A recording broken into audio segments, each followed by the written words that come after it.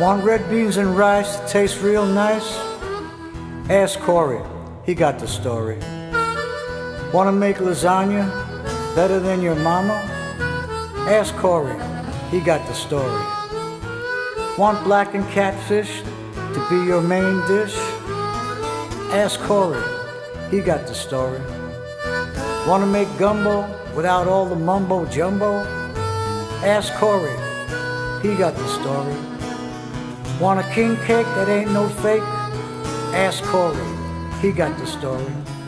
Want to make a poor boy that'll bring your mouth joy? Ask Corey, he got the story. Corey Rocan, Food 411.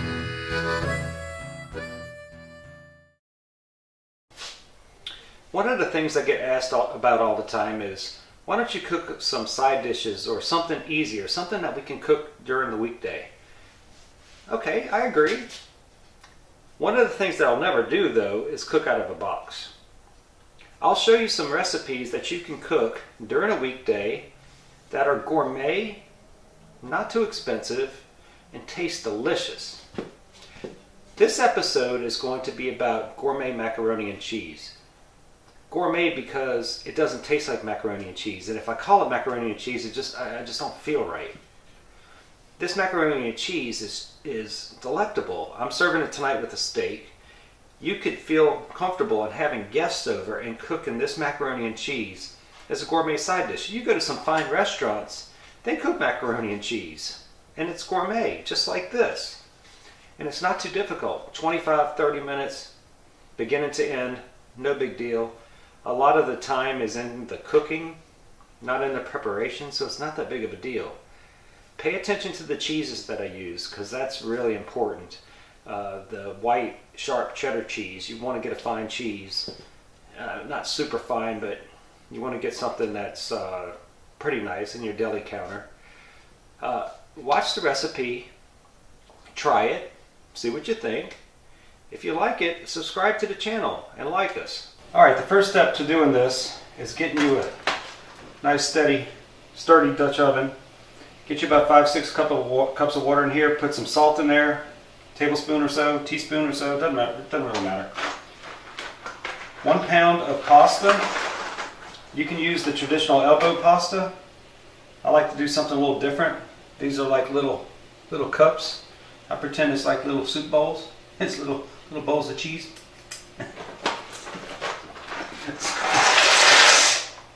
So we put those in there. We're going to cook those al dente. Al dente is about 10 to 12 minutes. It's where they're soft but not so soft. You want to do the rest of the cooking in the pan. Now while this is going, take you about 3 pieces of white bread. I used some leftover French bread, still soft, and I cut it to what it looks like, about 3 pieces of bread. Not a big deal. 2 tablespoons of chilled butter, so this is right out of the refrigerator. Put your bread. This is going to be the crust. We're doing it now so the butter has time to mix with all the bread. And you say, why do we add butter to the bread? Well, the reason that we do that is it will help the browning process. The butter will tend to brown under the broiler and make it a nice crust. And that's what we're looking for. Quick and easy, but elegant and beautiful.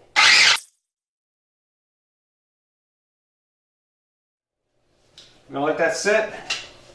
We're going to let this boil down for about 10 more minutes till it's al dente, and then we're going to put it in a strainer,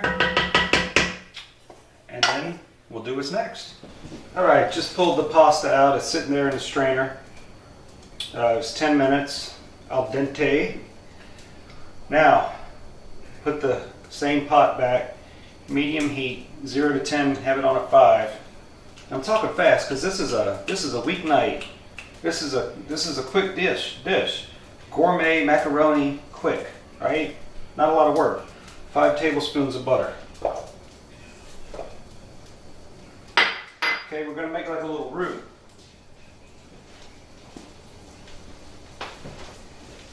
Excusez-moi. Alright. Going to melt this butter down.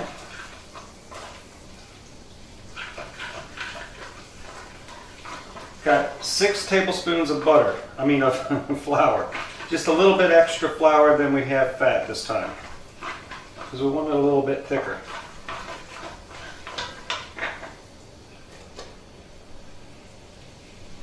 Okay, we have our flour in there.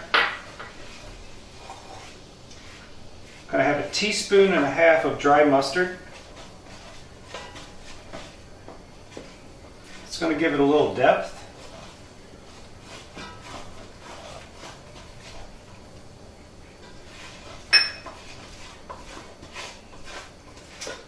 And about 1/4 teaspoon of cayenne pepper. Trust me, this is a big casserole. It just really adds a little bit of that kick that you want. If you don't like hots, this isn't going to bother you. It's not enough to hurt anybody. Now, if you like the hots, add 1/2 teaspoon. Okay. All we're trying to do is melt the butter down and get the flour taste out. That's all we're trying to do. We're not trying to darken this up. This is going to be a light color. In fact, you'll see in a second the cheeses that we choose are white in color instead of yellow.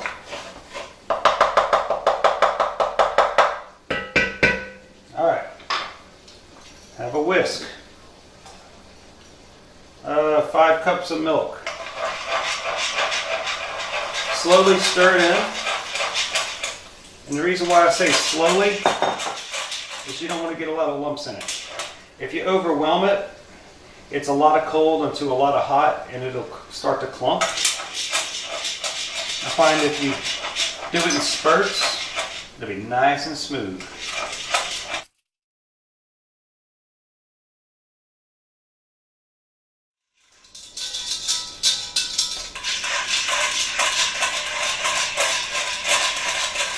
And probably about this time,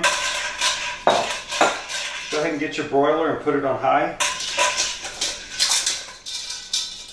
Because after we get this into the baking dish, we're going to put the breadcrumbs on there. And remember the butter's in there, we're just going to kind of broil it and try to brown it, make it look pretty.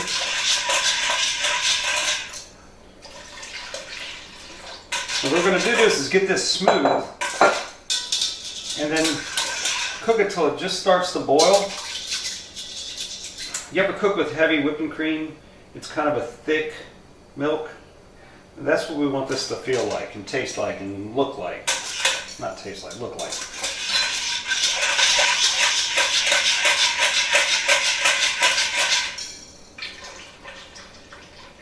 And you know, I used unsalted butter. What I'm going to do is I'm going to add about 1/4 teaspoon of salt. Everybody asks me, why do you use unsalted butter? I like to control the taste, right? If you cook with stuff with salt in it, then how do you know how much salt to add and all that? So I try to cook with as many neutral things as I possibly can and add the salt when I think that it needs to be done. So the unsalted butter is just one thing that you'll find chefs usually cook with, and that's the reason why, so you can control the salt content. If I would have used a regular salted butter, not margarine, but butter, I would have omitted that step, by the way. I have 1/2 pound of white, sharp cheddar cheese. Very sharp is even better. You can go to your deli case and find you blocks of the white cheddar, very sharp. And then I have 8 ounces of Monterey Jack. So it's a mixture of the both. It's a lot of sharp, a lot of creamy. The two of them mixed together is just perfect. We just sit there and grind and shredded these. So together this is 1 pound.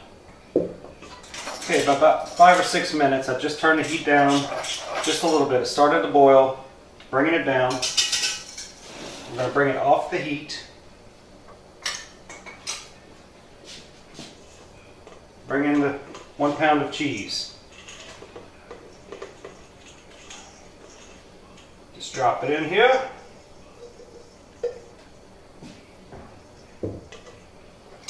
Okay, we're just going to mix this up, get it all melted, and then we're going to add the pasta. All right, take my 1 pound of pasta, drop it in the pot. Now literally at this point, everything's cooked. So all we're trying to do is just kind of heat it all through. And then we're going to put it in the pan. All right, time to pull this off.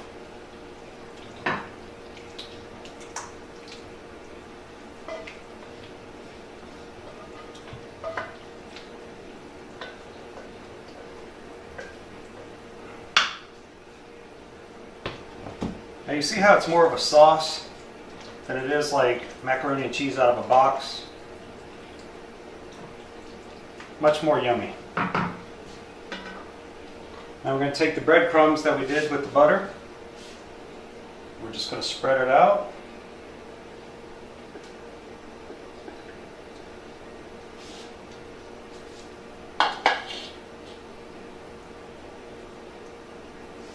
Just spread it out best you can. And we're going to stick this under the broiler 2 to 3 minutes. That's it. We're done. Clear. Finished. Alright, just pulled it out of the oven. 2-3 minutes just to brown it on the top.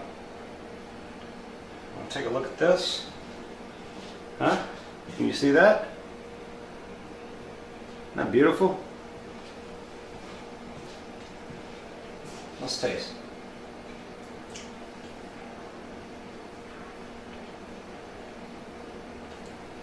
Not like a regular macaroni and cheese. It's creamy. It's got complexity, flavor, a little bit of crispness on the top. This is going to be some good stuff. Paired well with the steak tonight. Until next time, don't forget to subscribe.